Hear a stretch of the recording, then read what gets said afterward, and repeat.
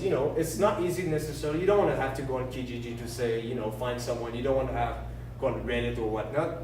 So what you can do is you can basically agree to a third party saying, okay, if you find me a peer that's interested in buying or selling something that I agreed to, then I'm gonna, you know, give you a fee for it. I'll be willing to pay for a little extra for you to provide me this service. This is effectively what exchanges are. Exchanges are simply a place for traders to meet and, you know, exchange their tokens so they don't have to find themselves on Kijiji. So so what 0x allows, I said initially, is a toolbox that allows anyone to build a decentralized exchange. So with 0x, it's a set of smart contracts that does not take any fees to 0x team directly. Anybody can just use these smart contracts and build things that allow people to trade tokens atomically and trustlessly. So I'm going to give you a few examples. So a 0x smart contract went online in August 13th this month, this year. And already we had a few examples. So someone made a Reddit where people can post their orders, so using the tool there.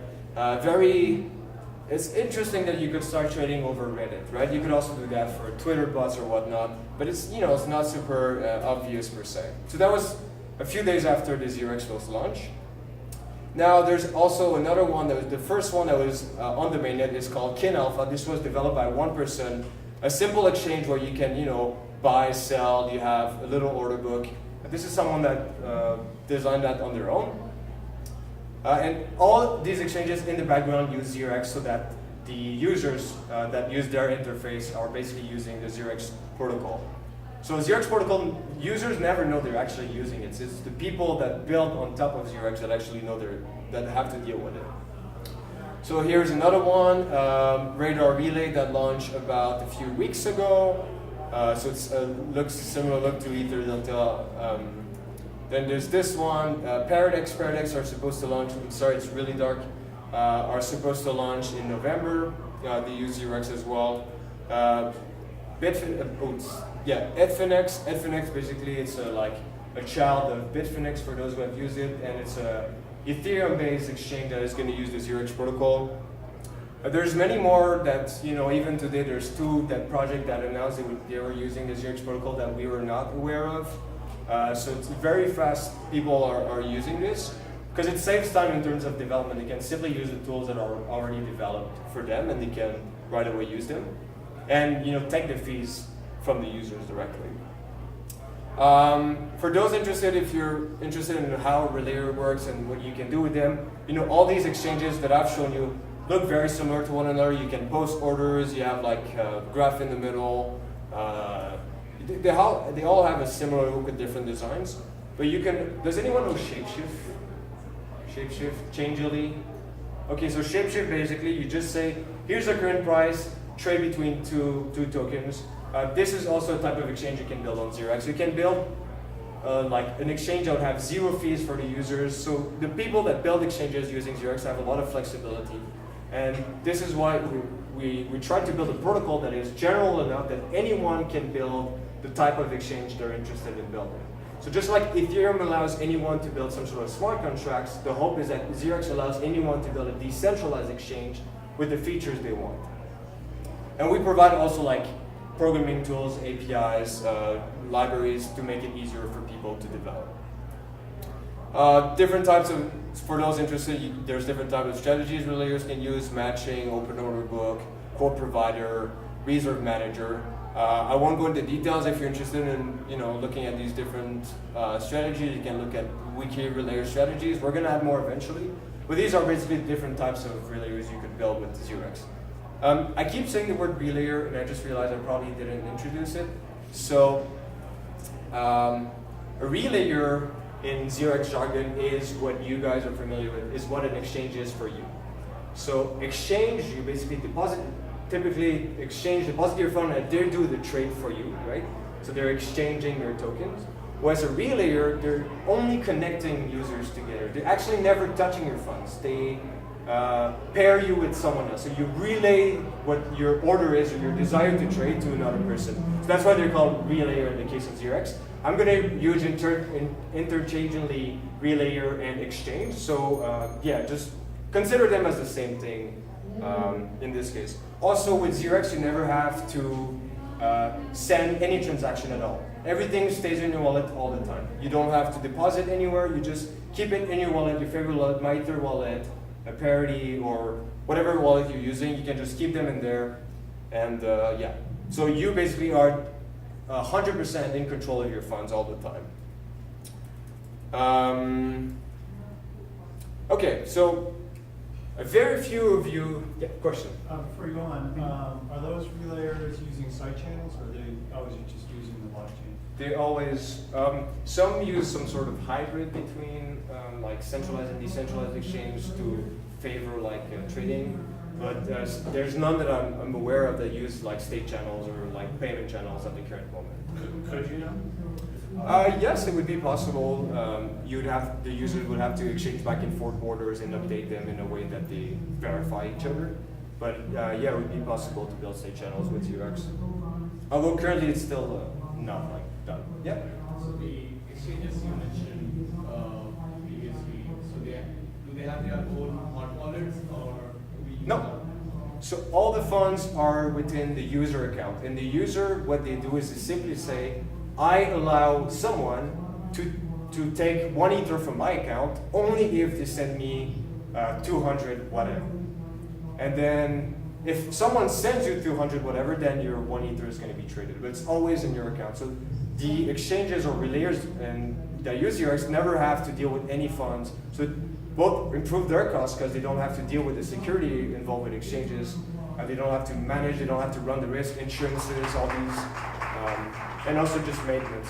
Yep. So these relayers or exchanges, they're essentially just creating a user interface, right? Yes. For peer-to-peer interactions. Correct. Correct? Yeah. Are you seeing them typically take a fee, a Yes. transaction fee, and Yes. that's their revenue model? Yes, so ZRX basically allow, so what's going to happen is if you go on one of these exchange, for example this one, these are different orders, and this website, Radar Relay, is only going to post your specific order if you put them as the fee recipient, meaning you say, okay, they say, I'm going to accept you to post order on my interface if you put my address as the fee recipient and the amount of fee you put is above this amount. Now, the user never sees this. This is all automatically generated by the website itself. The website basically add, but someone could still interact with this via API or just programming and send a message by specifying the Radar Relay address as a fee recipient. So they take fees. Some fees are proportional. Today there's some new project that said they would offer a fixed price. And one of the goals of ZeroX was really to try to push competition within the exchange space. So make it so easy to be able to build exchanges that you can really drive the price down of the fee to trade. And another advantage is, since you're not holding the funds, I'm not a lawyer, but it shouldn't have to qualify as a money transmitter. Right. Legally, it's slightly better than exchanges. Yeah, it is. Yep. Do you know, so kind of all these layers all put together, that would have the 0x protocol. Do you have any ballpark numbers of how much money in daily trade value? Via the ZeroX protocol? On top of it, yeah. So if it's Radar and some of the other ones you mentioned. Oh, currently it's very little. It's probably less than 100,000. But I mean, most of these launched like less than a month ago. So in terms of exchanges, they're very new. But, yes. So currently, is there a way to like involve fiat currency in the decentralized exchanges, or do you have to go to the centralized? So there is a mean to interact currently with what are called Tether USD. Have you heard of that? Well, currently you can't on the Ethereum. But basically the idea is, and Bitfinex is going to work on this, but you would generate some Ethereum tokens that represent USD. So you basically give a certain amount of money of Bitfinex, let's say $1,000, and in exchange you're going to give you 1,000 USD token. And then you can trade these tokens, and whenever you go back to Bitfinex, you say, hey, I have these 1,000 USD tokens, can you give me back $1,000? So I mean, people have different opinions about this because Bitfinex is simply, shut down and all these Ethereum-based USD tokens would be worthless. So it's one of the main challenges in blockchain is how do you put actual USD directly on the blockchain? And there's a lot of people trying to work on it. So currently for decentralized exchange, there's no options. One option is going to be the Tether USD soon. But there's another branch of solution which are called not to directly involve fiat currencies like USD, but to use stable coins, what are called as stable coins. So cryptocurrencies are inherently volatile currently for many reasons. And having a coin that effectively doesn't change in value would already be, most people would be happy to use that instead of you cashing out. Because most of the time people want to use fiat currency either because they want to pay their bills or because they want to avoid a market crash, right? Which are very frequent in crypto. But if you have a stable coin that doesn't change in value, then you can simply sell whatever currency you have to this stable coin, then hold it for a period of time, and then buy back your token, and that would be the equivalent of using, so to speak, cash. Yeah. Mm-hmm. How does 0x make money? The team, us, we make zero money from relayers using 0x. So most of our fund is this kind of new concept of business, but we start with initial funding. So we raise about 25 million. We're going to try to last for as long as possible. And the whole point of decentralized exchange, in our opinion, is that eventually this protocol does not depend on us. Because same way Bitcoin does not depend on Satoshi, or Ethereum eventually will not depend on Vitalik Buterin. Once most of the things are implemented, one people can actually come and build a consensus around certain decisions, then the core people around Ethereum are not needed anymore. So the hope would be that we will build a protocol and tools that in 5 years or 6 years will not require us from the equation, and that this protocol would be used by people, and these people will have an interest in maintaining the protocol. I was just going to point out, kind of like email. Like no one owns email, yet this email works. Right. I mean, we can make like money from like consulting, whatnot, which we haven't done so far, but there's a way to make money. How do people use your tokens? The tokens are, what do you mean? So fees have to be paid in our 0x token. But so we don't take a quote for that. Yeah. Hmm? Yeah, that's right. That gives those tokens value. Right. You could say that I'm not going to say anything about speculation of tokens because I'm not allowed to. Yeah. What's the transaction time once the transaction's been engaged with it? So it's one block. So on Ethereum, it's between 15 seconds to a minute. Is that the potential, or does it have the potential to increase? Yes. So this is one of the main challenge on Ethereum as a whole, or every blockchain, is scalability. So currently, Ethereum now with the new fork has close to 10 transactions per second, which is insignificant compared to Visa, which is 100,000 per second, and stock exchange like Nasdaq is 1 million transactions per second. So all the transactions in the world of value are like probably in tens or millions of transactions per second. So Ethereum is really far from that. There's a lot of solution coming in the next few months to a few years that should make it much better. For example, Plasma, perhaps you've heard of it, or state channels, as gentleman here was mentioning. So state channel and kind of off-chain solution allow you to do, Plasma, is claimed to be allowing up to 1 billion transactions per second once implemented, and we have like a good idea of how to implement it. So I would say in the future, it's definitely possible that we're going to have much higher transaction per second, but not currently. Could you talk about the difference between 0x and Ether Party? Ether Party? No. Okay. Well, I'm going to have some sort of presentation of different decentralized exchange a bit later, so maybe if you can introduce me to it, then we can discuss it. Mm-hmm. So how are you guys decentralized? You mentioned you recently went through an token sale. Mhm. So isn't that like you guys are holding majority of tokens right now? We do not, because we have, so during the sale we sold 50%. There's about 10 to 15% that were given to advisors. There's 25% that is given to people that build. these things. So basically, we have a fund to help people bootstrap their operations.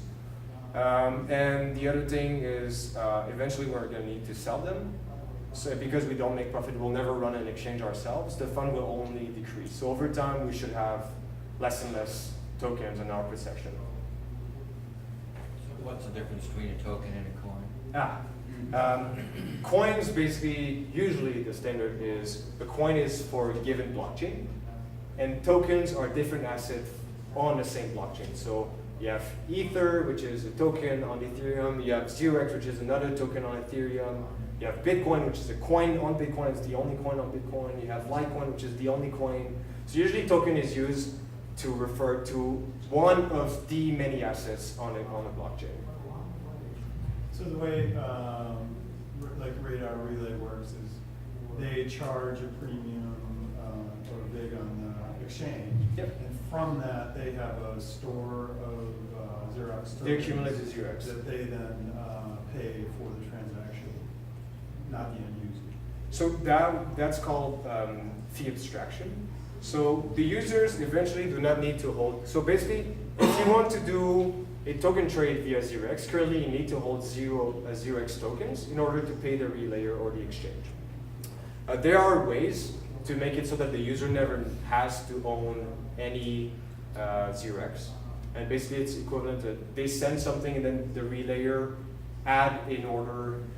I'm going to talk jargon a bit, but batch fill an order, meaning it's going to fill two orders one after the other. And one of the other is going to be buying some 0x enough for the transaction, and then together it's going to be passed. And for the smart contract, it's going to be fine. So they're going to receive. Bundle is an atomic operation. Yep. Yep.